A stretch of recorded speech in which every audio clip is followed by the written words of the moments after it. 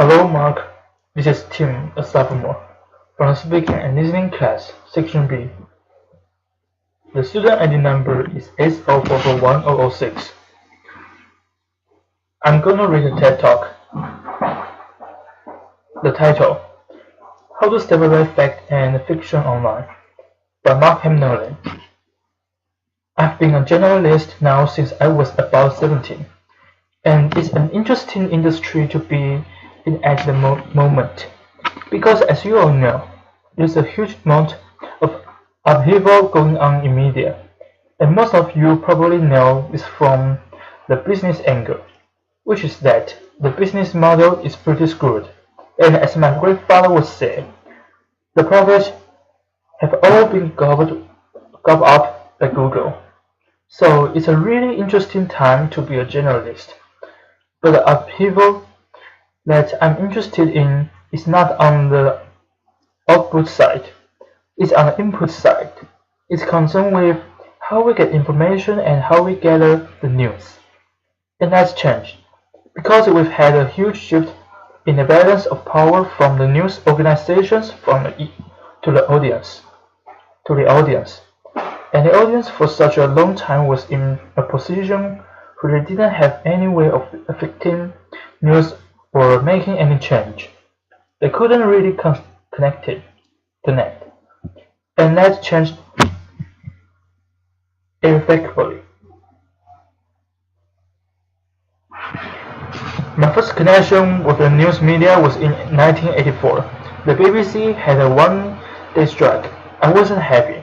I was angry. I couldn't see my cartoons, so I wrote a letter. And it's a very effective way of ending your hate mail. Lord Markham, age 4, still works. I'm not sure if I had any impact on the one-day strike, but what I do know is that it took them 3 weeks to get back to me, and that was the wrong journey. It took that long for anyone to have any impact and get some feedback, and that changed now because, as journalists, we interact in real time. We are not in a position where the audience is reacting to news. We are reacting to the audience, and we are actually relying on them. They are helping us find the news. They are helping us figure out what is the best angle to take and what is the stuff that they want to hear. So it's a real-time thing. It's much quicker. It's happening on a constant basis, and a journalist is always playing catch-up.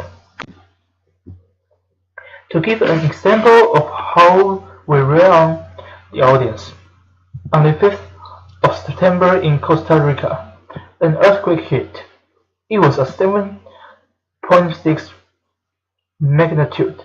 It was fairly big, and 60 seconds is the amount of time it took for it to travel 250 kilometers to Managua. So the ground shook in Managua 60 seconds after it hit the epicenter. 30 seconds later, the first message went onto Twitter, and this was someone saying "Timber," which means earthquake. So 60 seconds was how long it took for the physical earthquake to travel. 30 seconds later, news of that earthquake had traveled all around the world. Instantly, everyone in the world, hypothetically, had the potential to know that an earthquake is happening in Managua. And that happened because this one person had a documentary instinct, which was to post a status update, which is what we all do now. So if something happens, we put our status update, or we post a photo, we post a video, and it all goes up into the cloud in a constant stream. So what that means is just constant, huge volumes of data going up. It's actually staggering. When you look at the numbers, every minute there are 72 more hours of video on YouTube, so that every second More than an hour of video gets uploaded. And in photos, Instagram. 58 photos are uploaded to Instagram a second. More than 3,500 photos go up onto Facebook. So by the time I'm finished talking here, there will be 864 more hours of video on YouTube than there were when I started, and 2.5 million more photos on Facebook and Instagram than when I started. So it's an interesting position to be in as a generalist, because we should have access to everything. Any event that happens anywhere in the world, I should be able to know what it pretty much instantaneously as it happens for free, and that goes for every single person in this room. The only problem is when you have that much information, you have to find the good stuff, and that can be incredibly difficult when you are dealing with those forums. And nowhere was this brought home more than during Hurricane Sandy. So what we had in Hurricane Sandy was a superstorm, the likes of which we hadn't seen for a long time, hitting the iPhone capital of the universe, after. And you got forms of media like we'd never seen before, and that meant the generalist had to deal with fakes. So we had to deal with old photos that were being reported. We had to deal with composite images that were merging photos from previous storms. We had to deal with images from films like The Day After Tomorrow, after. And we have to deal with images that were realistic. It was nearly difficult to tell if they weren't real at all, after. By joking aside, there were images like this one from Instagram which was subjected to a grading by journalists. They weren't really sure it was filtered in Instagram. The lightning was questioned. Everything was questioned about it, and it turned out to be true. It was from Avenue C in downtown Manhattan, which is flooded. And the reason that they could tell that it was real was because they could get to the source. And in this case, these guys were New York food bloggers. They were real, they were well respected, they were known. So this one wasn't a debunk. It was actually something that they could prove. And that was the job of the journalist. It was flirting all this stuff, and you were, instead of going and finding the information and bringing it back to the reader, you were holding back the stuff that was potentially damaging. And finding the source becomes more and more important. Finding a good source. And Twitter is where most generalists now go. It's like the de facto real-time newswire, if you know how to use it, because there is so much on Twitter. And a good example of how useful it can be, but also how difficult was the Egyptian revolution in 2011. As a non-Arabic speaker, as someone who was looking from the outside, from Dublin to the list, and the list of good sources, people we could establish were credible, were really important. And how do you build a list like that from scratch? Well, it can be quite difficult, but you have to know what to look for. The visualization was done by an Italian academic. He's called Andrea Penison, and he basically took the Twitter conversation in Terrier square on the day that Hosni Mubarak was eventually resigned. Thus you can see our retweet.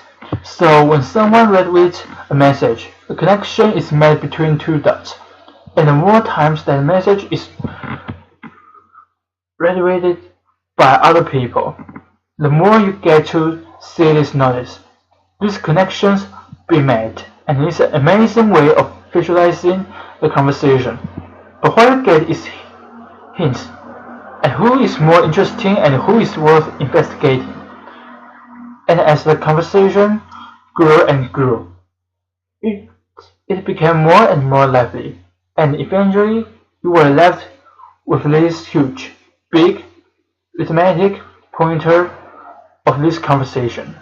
You could find a notice, though, and then you went, and you go.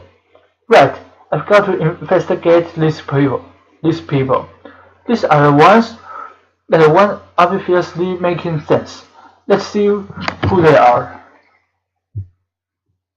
Now in the dialogue of information, this is where the real-time web gets really interesting for a journalist like myself, because we have more tools than ever to do that kind of investigation. And when you start digging into the sources, you can go further and further than you ever could before. Sometimes you come across a piece of content that is so compelling.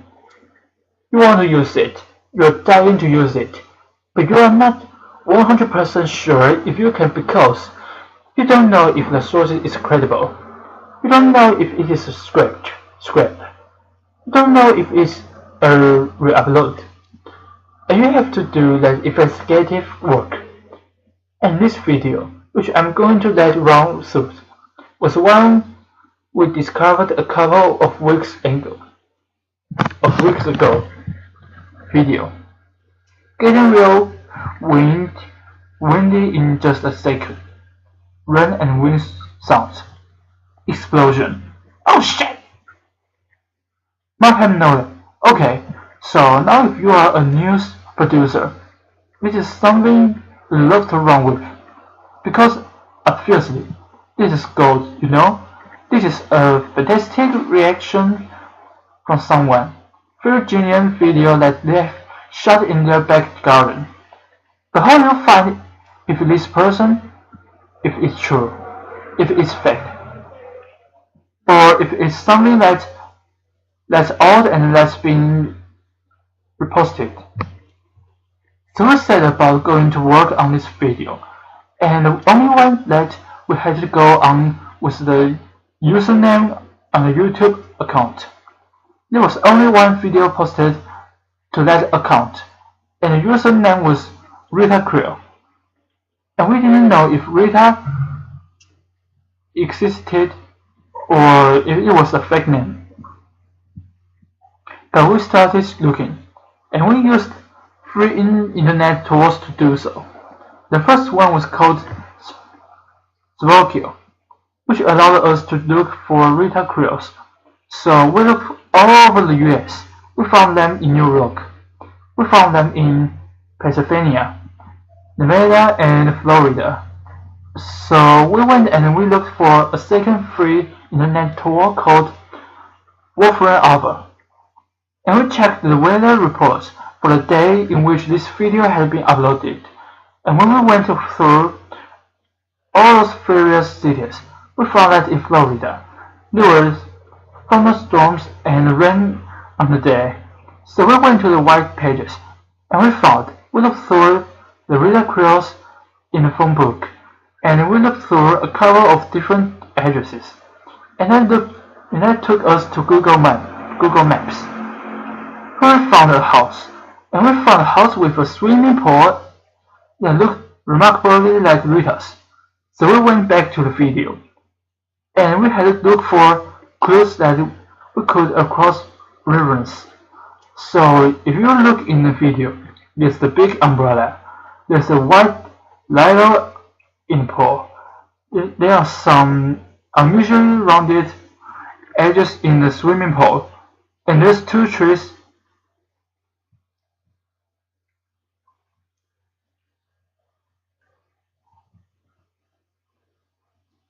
in the background. And we went back to Google Maps, and we looked a little bit closer. And sure enough, there's a white ladder. There are the two trees. There's the umbrella. The umbrella is actually folded in this photo. Little bit of trickery.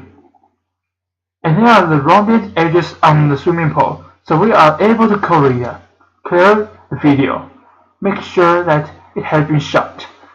And then our clients were delighted because they were able to run it without being worried.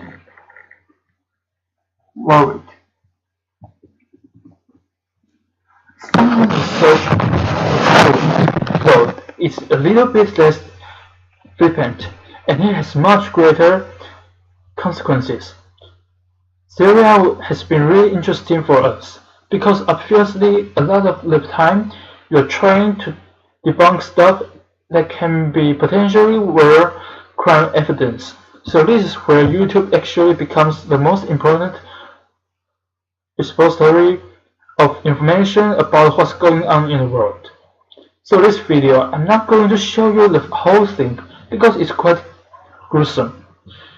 But you'll hear some of the sounds. This is from Hammer video, shouting. And what this video shows, when you watch the whole thing through, it's bloody bodies being taken out of the pickup truck and thrown off a bridge. The allegations were that these guys were Muslim Brotherhood and they were throwing Syrian army officers' bodies off the bridge. And they were cursing and using blasphemous language. And there were lots of counterclaims about who they were, and whether or not they were what the video said it was. So we talked to some sources in Hammer who we had been back and forth with on Twitter, and we asked them about this. And the bridge was interesting to us because it was something we could identify. Three different sources said three different things about the bridge.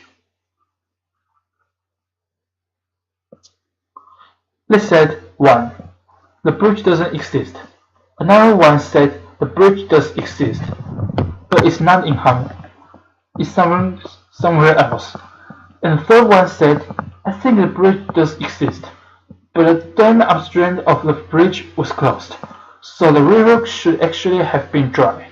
So this doesn't make sense. So that was the only one that gave us a clue. We looked through the video for other clues. We saw the distinctive railings, which we could use. We looked at the curves.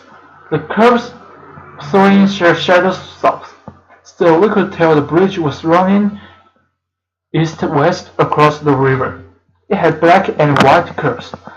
And we looked at the river itself. You could see there's a concrete stone on the west side. There's a cloud of blood.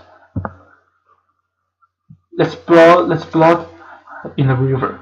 So the river is flowing south to north. That's what that tells me. And also, as you look away from the bridge, there's the divot on the left-hand side of the bank, and the river narrows. So onto Google Maps we go, and we start looking through literally every single bridge. We go to the dam that we talk about. We start just literally going through every time that road crosses the river, crossing off the bridges that don't match. We're looking for one that crosses east to west, and we get to Hammer. We get all the way from the dam to Hammer, and there's no bridge, so we go a bit further. We switch to the satellite view, and we find another bridge. and everything starts to line up. The bridge looks like it's crossing the river east to west. So this could be our bridge. And we soon we start to see that it's got a median. So it's a two-lane bridge. And it's got the black and white curves that we saw in the video. And as we click through it, you can see someone's uploaded photos to go with the map, which is very handy. So we click into the photos, and the photos start showing us more detail that we can cross-reference with the video. The first thing that we see is black and white curving, which is handy because we've seen that before. With the distinctive ravine that we saw the guys throwing the bodies over, and we keep going through it until we are certain that this is our bridge. So what does that tell me? I've got to go back now to my three sources and look at what they told me. The one who said the bridge didn't exist, the one who said the bridge wasn't in Hama, and the one guy who said yes, the bridge does exist, but I'm not sure about the water levels. Number 3 is looking like the most truthful all of a sudden, and we've been able to find them out using some free internet tools sitting in a cubicle in an office in Dublin in the space of 20 minutes, and that's part of the joy of this. All of the web is running like a torrent. There's so much information there that isn't incredibly hard to sift, and getting harder every day. If you use them intelligently, you can find out incredible information. Given a couple of clues, I could probably find out a lot of things about most of you in the audience that you might not like me finding out.